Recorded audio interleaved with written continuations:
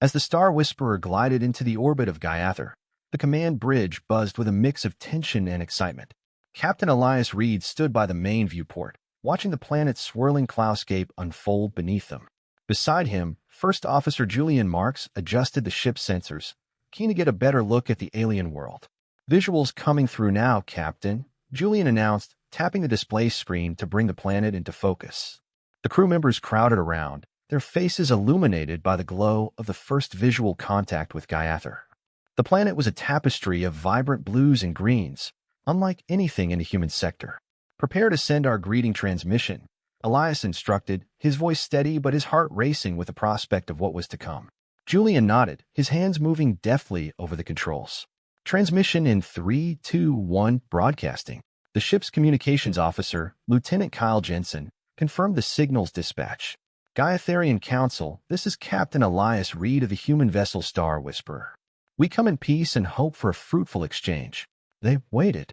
The silence on a bridge was palpable as seconds stretched into minutes. Suddenly, the communication panel beeped. A voice, rich and strange in timbre, responded. "Human vessel, this is Counselor Taran of Gaiathar. We receive you with guarded curiosity. Stand by for further instructions." Elias exchanged a look with Julian, a small smile breaking through his composed exterior.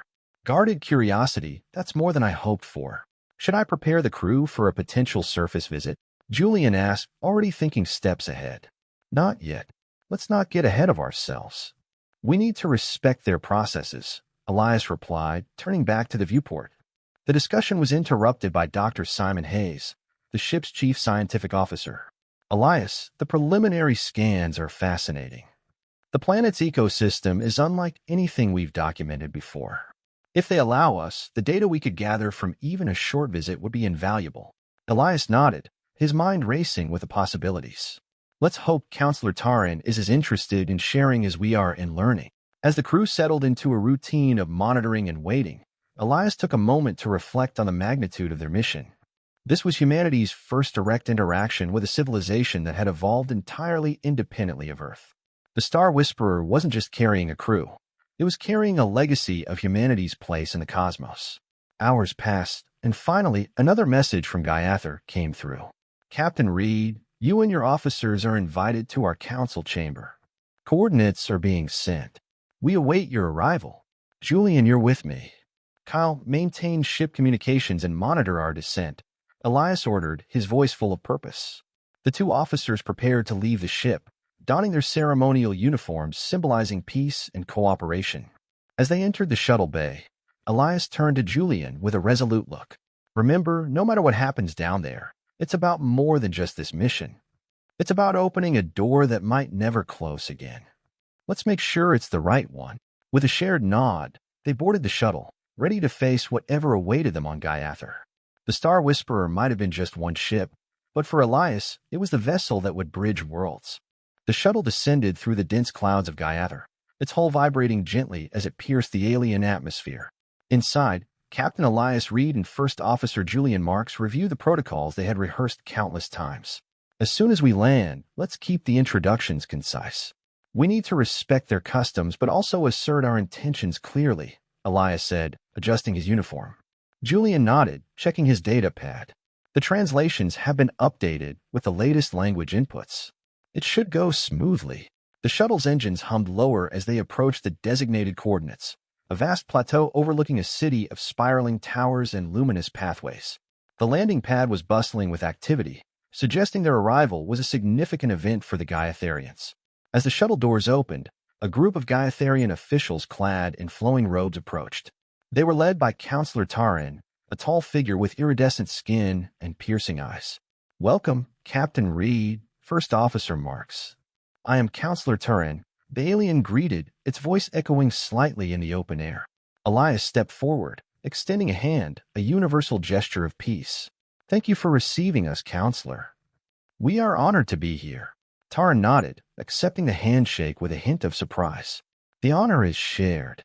Please, follow me to the council chamber. The High Council awaits." The walk to the council chamber was a short journey through a series of elevated walkways, surrounded by exotic plants and floating light orbs. Julian couldn't help but marvel at the architecture, which seemed both ancient and advanced. Remarkable, isn't it? Julian whispered to Elias as they walked. Indeed. Let's hope their disposition towards us is as impressive as their city, Elias replied, keeping his eyes on the path ahead. They arrived at a large domed structure, its doors sliding open silently as they approached. Inside, the council chamber was circular, with the High Council seated around a central dais. The human delegates were gestured to the center. Councillor Taran began, "Humans, your arrival was prophesied by our seers, though the nature of your impact remains unclear. Why have you come to Gaiather?" Elias took a deep breath before responding, "We come in search of knowledge and friendship. We hope to learn from each other, to share our cultures and technologies in a way that benefits both our peoples." A murmur ran through the council. An elder counselor, his face lined with age, leaned forward. "And what do you offer? What can humans teach us that we do not already know?" Julian stepped up, displaying a device. "For one, our advances in medical technology. We've brought examples of our healing devices, capable of repairing tissue at a cellular level. We believe this could be of great benefit to your people, as much as we can benefit from your advanced environmental technologies." The council whispered among themselves, clearly intrigued. Taran raised a hand for silence. "Your proposal is not without merit. However, trust must be earned. You will stay as our guests while we consider your offer." Elias smiled, bowing slightly. "We are grateful for your hospitality and patience. We look forward to proving our sincerity." As the meeting adjourned, the human delegates were led to their quarters, a spacious suite overlooking the city. Once alone, Elias turned to Julian. "We've got our foot in the door, Julian. Now we need to ensure it stays open." Julian nodded, looking out over the city. "It's a start, Captain. Let's make sure we make the most of it." Together, they started to plan their next steps, knowing that every action on this alien soil could define the future relationship between humanity and the Gaiatherians. The weight of their mission felt more real than ever, and they were ready to face it together. The next morning on Gaiather, the sun rose over the horizon with a clarity that pierced the sprawling cityscape. Captain Elias Reed and First Officer Julian Marks had spent the night discussing their strategy. Today, they would delve deeper into the alien culture and technology, guided by Lyriel, a Gaiatherian scholar assigned to them as a liaison. As they walked through the lush gardens of the governmental complex, Lyriel pointed out various plants, each with unique properties. "This one," Lyriel said, gesturing to a luminescent vine, "can store solar energy, releasing light during the night. It's one of our key natural resources." Julian was quick to show his fascination, pulling out a small scanner from his bag. "May I?" he asked, already intrigued by the potential applications. "Of course," Lyriel nodded, watching curiously as Julian conducted a quick scan. Elias observed the interaction with a sense of pride. "It's remarkable how you've integrated nature into your technology. There's much we can learn from each other." Lyriel smiled, a glow of pride in his eyes. "And we're eager to learn from you as well. Your medical technology, for instance, is something we find very promising." Their walk took them to a massive building shaped like a spiral shell, the Center for Gaiatherian Scientific Research. Inside, Elias and Julian were introduced to a series of advanced technological wonders that surpassed human understanding. One of the senior researchers, a Gaiatherian named Veer, demonstrated a device that manipulated gravitational fields. "This allows us to control environmental conditions for agriculture," Veer explained, activating the device to simulate a small rain cloud. Julian exchanged a look with Elias. "Imagine the applications for drought-stricken regions on Earth," he whispered. Elias nodded, then turned to Veer. "Your mastery of environmental sciences is impressive. Would you consider a demonstration on Earth? Perhaps a knowledge exchange could be arranged." Veer considered this, his expression thoughtful. "That could be arranged, depending on the Council's decision. We are cautious with our technology, as I'm sure you understand." "Completely," Elias agreed. "Trust is built over time." The tour continued, with each new technology further cementing the potential for a rich partnership. After the tour, Lyriel led them to a quiet cafeteria where they could discuss their findings. As they sat with cups of a warm, sweet-smelling beverage, Julian couldn't help but ask, "Lyriel, how do you see our two worlds benefiting from each other?" Lyriel took a sip before answering.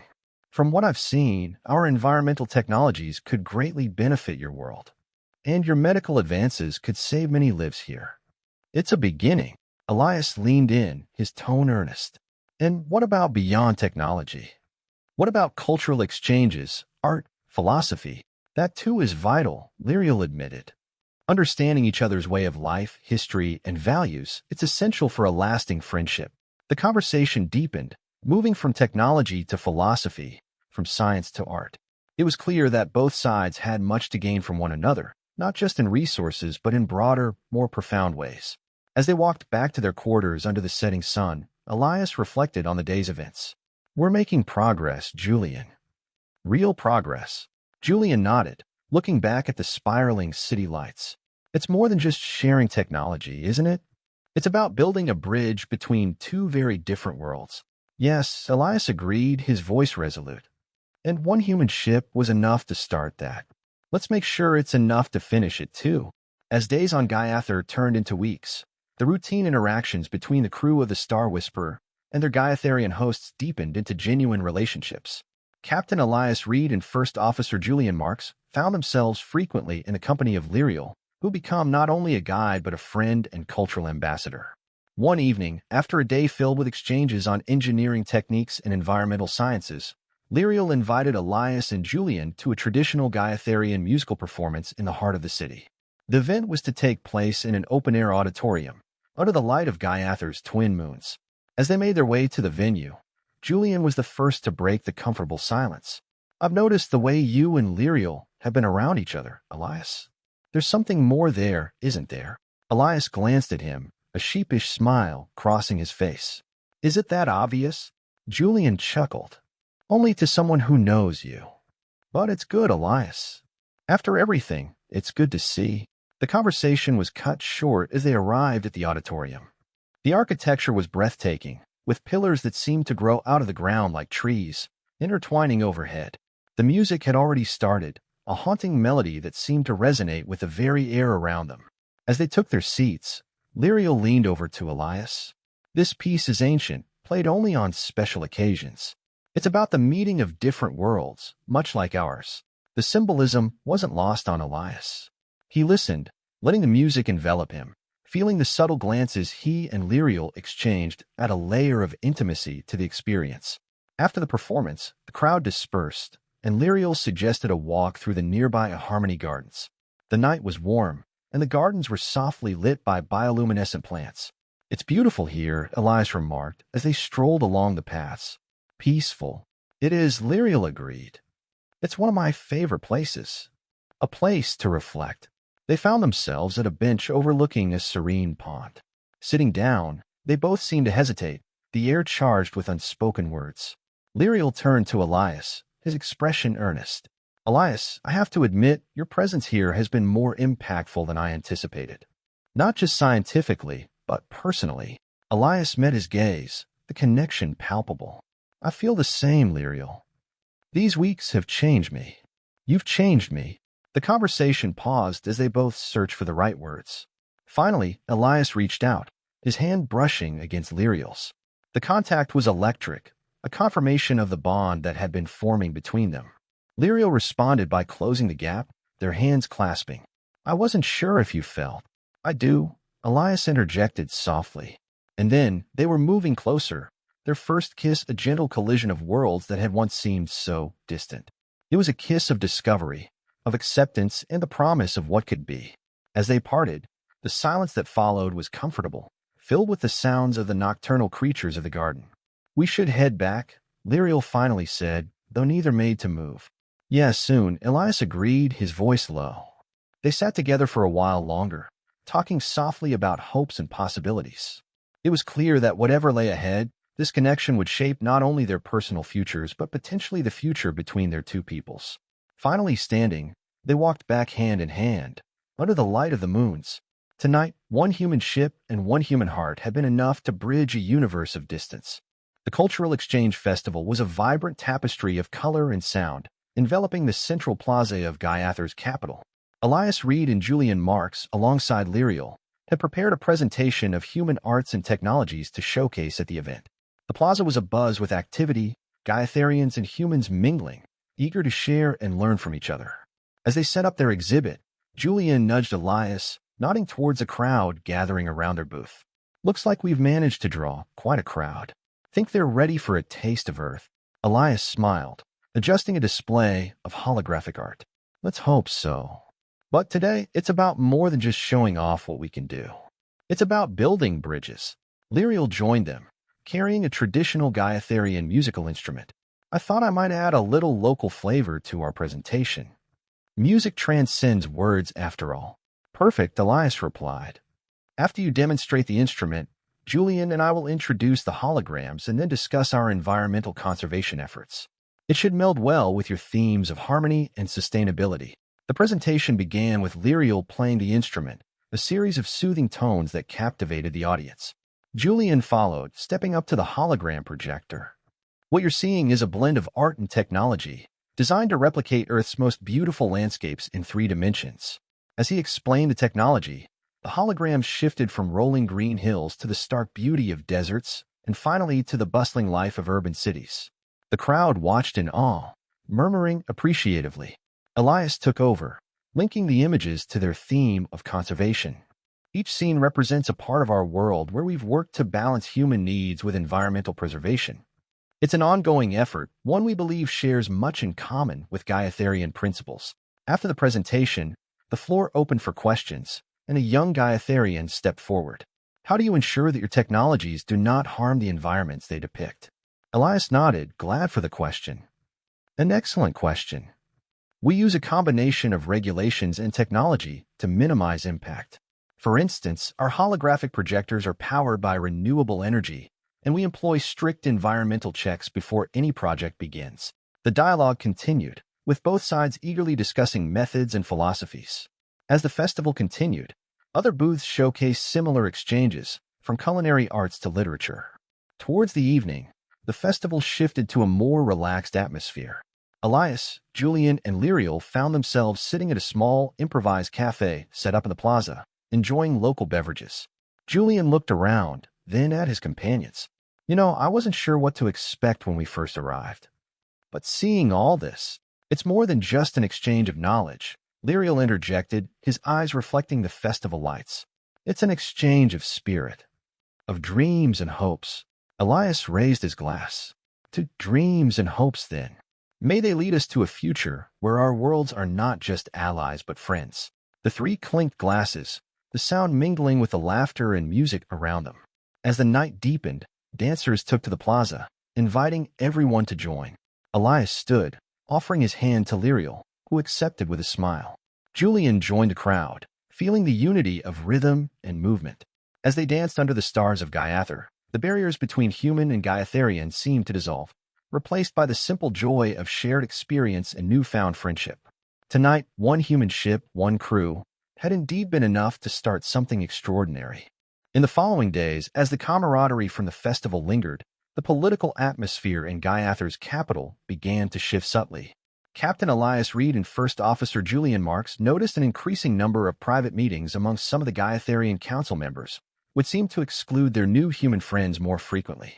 One afternoon, Elias and Julian were reviewing data from their cultural integration analysis in the Star Whisperer's temporary command center set up within the embassy when Dr. Simon Hayes burst in, his expression troubled. Elias, Julian, you need to see this, Simon said, handing over a tablet displaying intercepted communications. Julian skimmed the content, his brow furrowing. Is this credible? It looks like a faction of the council is pushing back against our presence here. Elias read closely, his face hardening. It's more than pushback. They're planning to sway the council to sever all ties with us, citing a risk to their cultural purity. The irony, Julian muttered. After all the talk of unity and exchange at the festival, Elias tapped the tablet thoughtfully. We need more information. If we're to counter this, we need to understand their motives and reassure them of our intentions. Simon nodded. I'll keep monitoring their communications.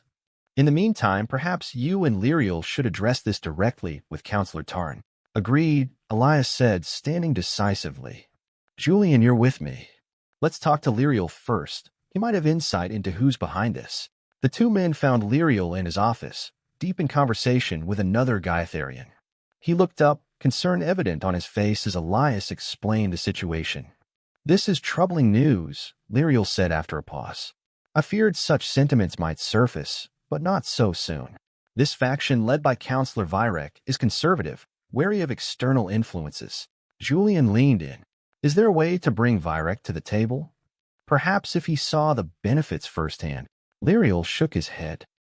Virek is not one to be easily swayed by demonstrations or words. He believes deeply in the sanctity of our traditions. Elias pondered their options. Then perhaps we need to approach this differently. Could we organize a council meeting? Present our case directly to all members, with transparency about our goals and the safeguards we have in place. Lyriel considered it. It's possible. And if you could bring examples of successful cultural integrations from your history, it might help. Let's do it, Elias decided. Julian, work with Simon to gather that data. I'll speak with Tarn about arranging the meeting. Over the next few days, the crew of the Star Whisperer worked tirelessly. Julian and Simon compiled reports and historical precedents of cultural integration, focusing on the mutual benefits and enriched diversity that followed. Meanwhile, Elias met with Turin, who agreed to the council meeting with some reluctance. When the day of the council meeting arrived, the air was tense. The chamber was filled to capacity, with every member of the council present. Elias, Julian, and Lyriel stood together, a united front as they presented their case.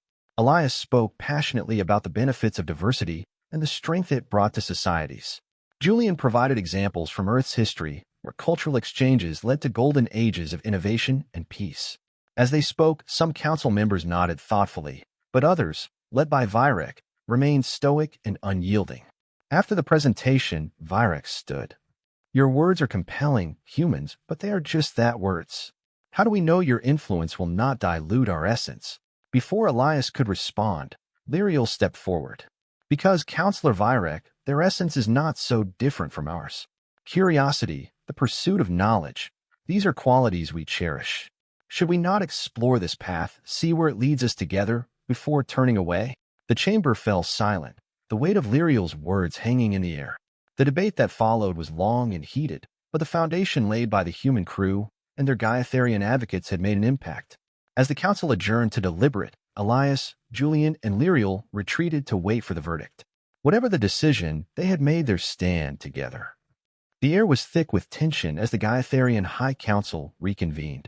Elias, Julian, and Lyriel sat together, a silent pact between them as they awaited the council's verdict.